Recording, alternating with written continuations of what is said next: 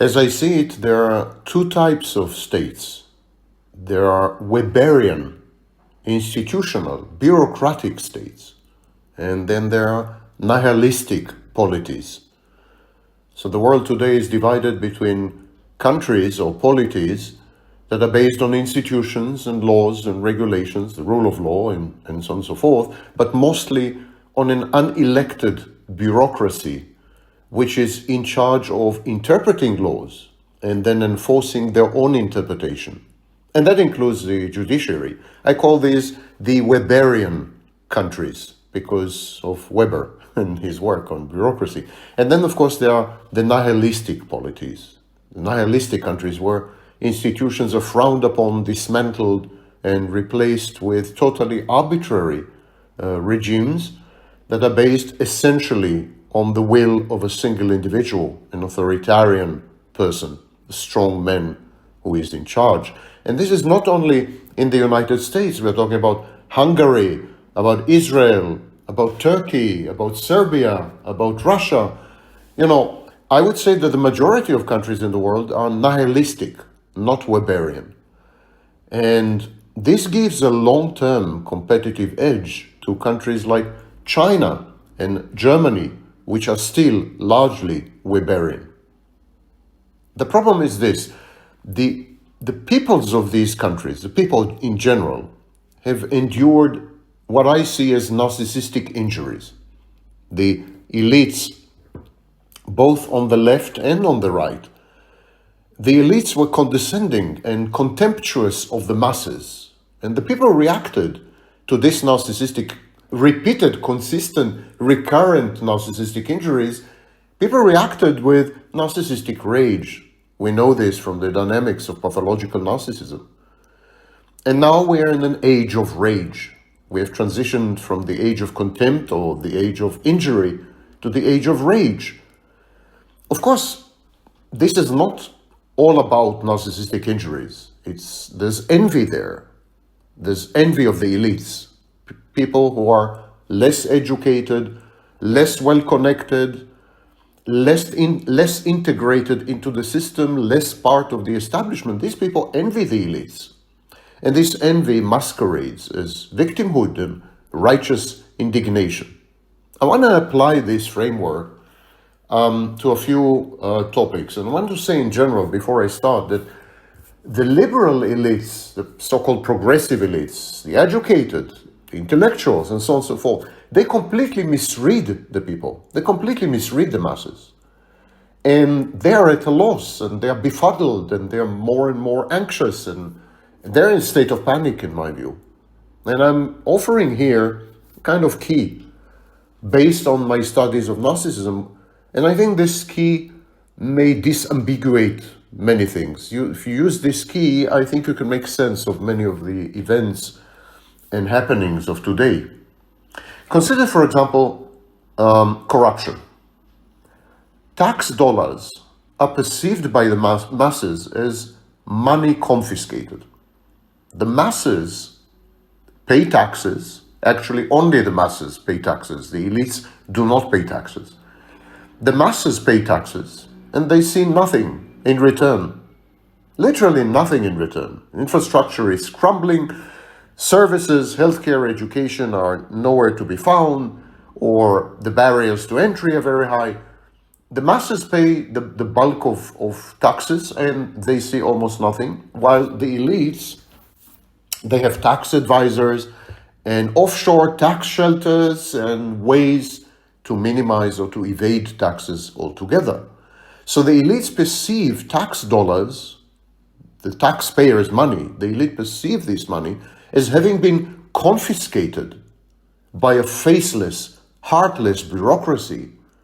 This is money stolen by people who have nothing to do with the taxpayer. And so wresting it back, getting it back, extracting the tax dollars back from the bureaucracy, getting this money back from them, they, as I said, the faceless, heartless, almost monstrous bureaucracy, so getting money out of them or away from them is perceived as a positive thing, is perceived as a form of defiance and rebellion, which is closely affiliated with liberty and, to some extent, democracy. And if the only way to defund the bureaucracy is via corruption and graft by the few, then so be it.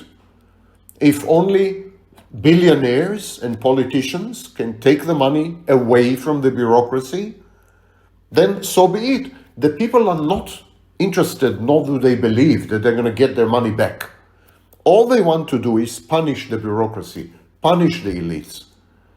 And one way to do that is to take away their research grants, and to take away their funding, and to take away their scholarships, and to take away their travel expenses, and to take away their salaries. And this explains why there is a very high tolerance for venality and corruption among the masses. Because, yeah, it's true, there's a group of kleptocrats and thieves who are stealing this money. Everyone understands that. Everyone sees the corruption in action.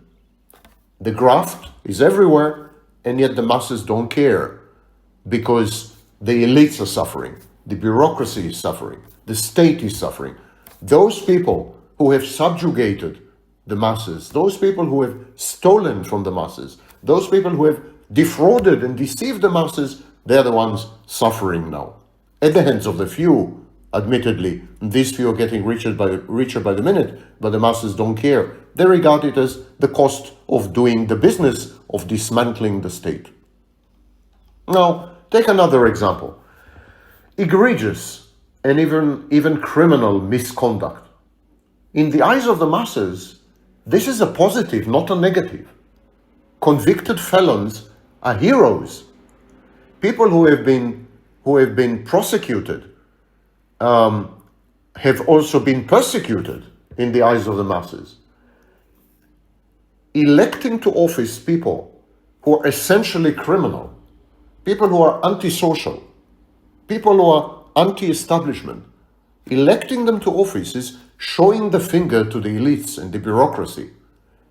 The more the elites protest, the more intellectuals fume and are infuriated, the more universities criticize, the more the well-to-do feel helpless and attacked, the better it is. The more intellectuals protest, the more the masses cheer and egg on the offenders. The offenders, the criminals, the corrupt, they are the emissaries of the masses. They are the advance army, they are the vanguard, they are the avant-garde of the new rebellion, the new revolution. Another topic, lack of credentials and expertise and experience. People with absolutely no background, no relevant background, are appointed to positions of power and responsibility, which are essentially existential.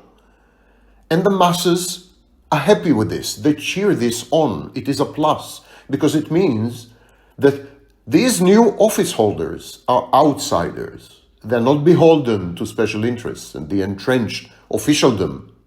They are truly members of the masses. They are part of the family. It's a clannish approach to politics. It's this polarization, you're with me or against me, or this splitting defense where if someone disagrees with you, they're all bad and you are all good. And so whoever you appoint to high office, regardless of expertise and experience and education and credentials and so on and so forth, whoever is appointed is your man, is part of your family, is your kin and kith, and is your messenger, will carry out your wishes. What are the wishes of the masses? To destroy everything, to ruin everything, to render everything dysfunctional. This machinery, this beastly contraption that has consumed the masses in the past few decades is facing its demise at the hand of the masses. The long arm of the masses are exactly these people who are totally unqualified, incompetent, and inadequate when coming to their positions they're holding. Bumbling, ignorant, incurious fools, besotted with inane conspiracy theories, religious superstitions, and other such nonsense. People who are hating on science and erudition. These people exactly are beloved by the masses because they reflect and mirror the profile of the typical electorate, the base. Typical people, average people, are as stupid, as ignorant, as incurious, as addicted to magical thinking, insane conspiracy theories, as hateful of science and erudition, the elites, universities, higher education institutions. These people reflect the masses. They emanate from the masses, and they leverage the power of the masses. They are the arrowhead that is penetrating deep into the establishment and ruining it from the inside. And their ignorance is an asset. Their stupidity is exactly the source of their empowerment. These are the requirement in the job description. These are the sine qua nons of the new elite. The new elite is everything the old elite is not. It's negative identity formation. To qualify as a member of the new elite, you need to be the exact opposite of a member of the old elite. So the old elite was educated. You should be uneducated. The old elite was knowledgeable. You should be ignorant. The old elite was curious about the world and so on. You should be incurious. The old elite was all for equity, diversity, and inclusion. You should be against. The old elite was rational. You should be irrational. The old elite disparaged and mocked and ridiculed conspiracy theories. You should uphold them and support them as the foundations and pillars of the new science. Religion, of course, is the cherry on top of this unseemly and nauseating cake. So this is the new elite. Breaking things, destruction, and sabotage are the only way to undo the labyrinth, to exit the maze, and to drain the swamp. This is the only way.